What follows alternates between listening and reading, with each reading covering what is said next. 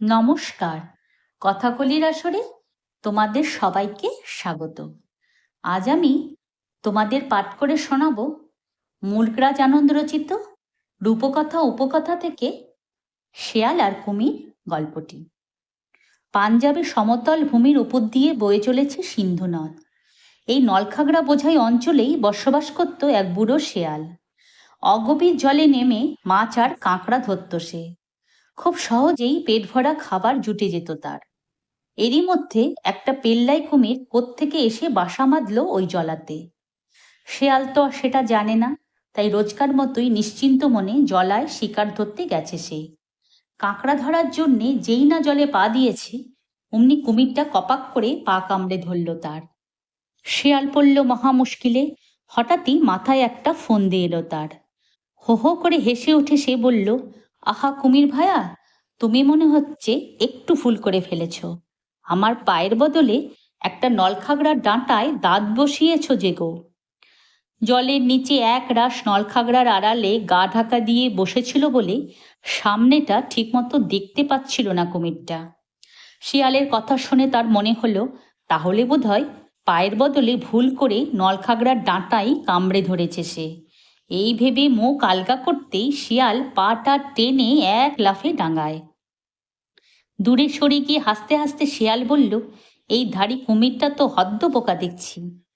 শিকার হাতছাড়া হয়েছে বুঝতে পেরে ক্ষেপে লাল হয়ে উঠল কুমির।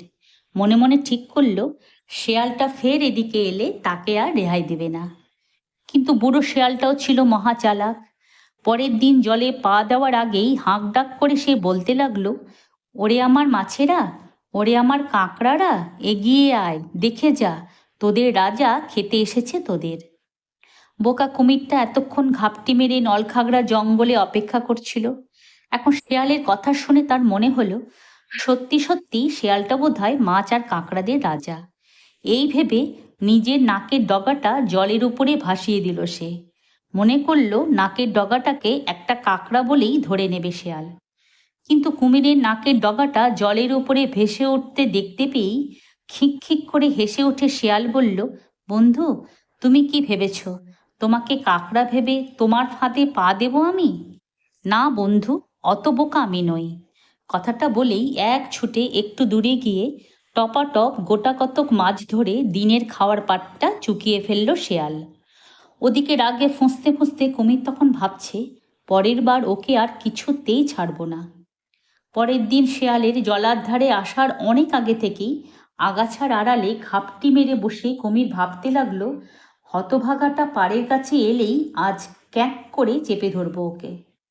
কিন্তু শিয়াল অত বোকা নয়। কুমির যে জলার ধারে তাকে ফাঁদে ফেলার চেষ্টা করবে সেটা বুঝেই সেদিন জলার ধারে পৌঁছনোর অনেক আগে থেকেই সে চিৎকার করে বলতে লাগলো, ওরে আমার খুদে কাকড়ার দল, ওরে আমার খুদে মাছের দল, তোদের রাজা আসছে রে, জলে বুড়বুড়ি কাঠ, যাতে আমি বুঝতে পারি তোরা কোথায় আমার খাবার হওয়ার জন্যে তৈরি হয়ে আছিস। মাথা মোটা কুমিরটা ভাবল, শেয়ালের কথা শুনে মাছ আর কাঁকড়ারা বোধহয় সত্যি জলে বুড়বুড়ি কাটতে শুরু করবে। এই ভেবে জলের মধ্যে ইয়া বড় বড় বুড়বুড়ি কাটতে শুরু করলো সে। মাছ কিংবা কাঁকড়ারা যে কখনোই অত বড় বড় বুড়বুড়ি কাটে না, শেয়াল সেটা খুব ভালোভাবেই বুঝতে পেরে হো হো করে হেসে উঠে বলল, কুমির ভায়া, তুমি ভেবেছ এরকম বুড়বুড়ি কেটে আমাকে ফাঁদে ফেলবে? আরে ভায়া, তোমার চালাকি আমি বুঝি। এই বলেই দৌড়ে অন্য এক জায়গায় চলে গিয়ে খান কতক মাছ ধরে আয়েশ করে খেলো শেয়াল। ওদিকে আবারও ঠকে গিয়ে আরও ক্ষেপে উঠল কুমির। মনে মনে ভাবল, শেয়াল জলের ধারে কাছে এলে যেভাবেই হোক তাকে ধরতে হবে। কিন্তু চতুর শেয়াল জলের ধারে কাছে আর এলোই না। মাছ টাছ খাওয়া ছেড়ে দিয়ে সে গাছ থেকে ঝরে পড়া পাকা ডুমুর খেয়েই পেট ভরাতে লাগলো। বেশ কয়েকদিন তককে তককে রইল কুমির, কিন্তু তাতে লাভ হলো না কিছুই। শেয়াল তো দূরের কথা, তার ল্যাজটুকুরও দেখা মিলল না জলার ধারে কাছে। শেষ পর্যন্ত নিজেকে আর সামলে রাখতে পারল না কুমির। শেয়ালের দেখা না পেয়ে জল ছেড়ে ডাঙায় উঠে পড়ল সে। গুঁড়ি মেরে ডুমুর গাছগুলোর নিচে গিয়ে নিজের গোটা শরীরটা ডুমুর দিয়ে ঢেকে শুয়ে রইল নিথর হয়ে। এবার শুধু শেয়ালটা একবার কাছে এলেই হয়। কিন্তু ধূর্ত শিয়াল দূর থেকে জমা ডুমুরের স্তূপটা দেখেই থমকে দাঁড়ালো। এক জায়গায় এত ডুমুর এরকম স্তূপাকার হয়ে জমে আছে, এমন দৃশ্য সে আগে কখনো দেখেনি। ব্যাপারটা বুঝতে বেশি দেরি হলো না তার, তাই দূর থেকেই চিৎকার করে সে বলল, নাগর ডুমুর বন্ধুরা, আজ আর তোমাদের খেতে পারবো না। মুখ বদলানোর জন্যে আজ জলায় গিয়ে একটু মাছ কিংবা কাঁকড়া ধরে খাবো। রাগে থরথর করে কেঁপে উঠল কুমির। হতভাগাটা আবার তার চালাকি ধরে ফেলেছে। গা ঝাড়া দিয়ে শেয়ালকে তাড়া করল সে, কিন্তু ধরতে পারল না। ছুটতে ছুটতে তার নাগালের বাইরে চলে গেল শেয়াল। এইভাবে বারবার হার মানাটা আর সহ্য হচ্ছিল না কুমিরের, তাই সে শেয়ালকে ধরার জন্যে শেষ একটা মতলব ভাঁজল। চুপি চুপি শেয়ালের গুহায় গিয়ে হাজির হলো কুমির। তারপর গুহার ভেতরে ঢুকে দরজার দিকে মুখ ফিরিয়ে হাঁ করে বসে রইল। শেয়াল এসে ভেতরে ঢুকতে গেলেই গপ করে গিলে ফেলবে তাকে। কিন্তু শিয়াল কি আর অতই বোকা? গুহার দিকে ফেরার সময় রাস্তায় কুমিরের পায়ের দাগ দেখেই ব্যাপারটা আঁচ করে নিল সে। গুহার কাছাকাছি এসে চিৎকার করে সে বলল, ওগো আমার জাদু গুহা, বলো তো ভেতরে সব কিছু ঠিকঠাক আছে কিনা? তুমি বললে তবেই আমি ভেতরে ঢুকবো। বোকা কুমির ভাবল গুহাটা বোধহয় সত্যি সত্যি শিয়ালের কথা জবাব দেবে, তাই চিৎকার করে সে বলল, সব ঠিক আছে প্রভু, কোনো ভয় নেই, আপনি নিশ্চিন্তে আসতে পারেন।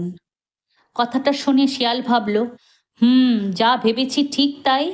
হতভাগাটা আমার গুহা পর্যন্ত ধাওয়া করে এসেছে, না, এর একটা হেস্তনেস্ত করা দরকার। হতভাগাটাকে শেষ করতে না পারলে আমি আর শান্তিতে এখানে বাস করতে পারবো না। মনে মনে মতলবটা ভেজে নিয়ে চিৎকার করে শেয়াল বলল, ধন্যবাদ জাদুগুহা, অনেক ধন্যবাদ, আমি একটু পরেই আসছি। এই বলে এক ছুটে জঙ্গলে চলে গিয়ে বেশ কিছু শুকনো কাঠকুটো জোগাড় করে আনলো শেয়াল। তারপর গুহার মুখের কাছে সেগুলো জড়ো করে তাতে আগুন ধরিয়ে দিল। গনগনে আগুন আর ধোঁয়ায় ভরে গেল গুহাটা। আগুনের তাপে আর ধোঁয়ার চোটে গুহার মধ্যে দম বন্ধ হয়ে মারা পড়ল কুমির। আর শেয়াল, সে তখন গুহার বাইরে বসে খিলখিলিয়ে হাসছে আর সুর করে গাইছে, ড্যাডাং ড্যাং ড্যাডাং ড্যাং, তুই ধরবি নাকি আমার ঠ্যাং, নিজেই হলি চিৎপটাং। যদি তোমাদের আজকের এই গল্পটি ভালো লেগে থাকে তাহলে একটা লাইক ও আমার এই চ্যানেলটিকে সাবস্ক্রাইব করে দিও, যাতে তোমাদের জন্যে আরও অনেক নতুন নতুন গল্প নিয়ে আসতে পারি।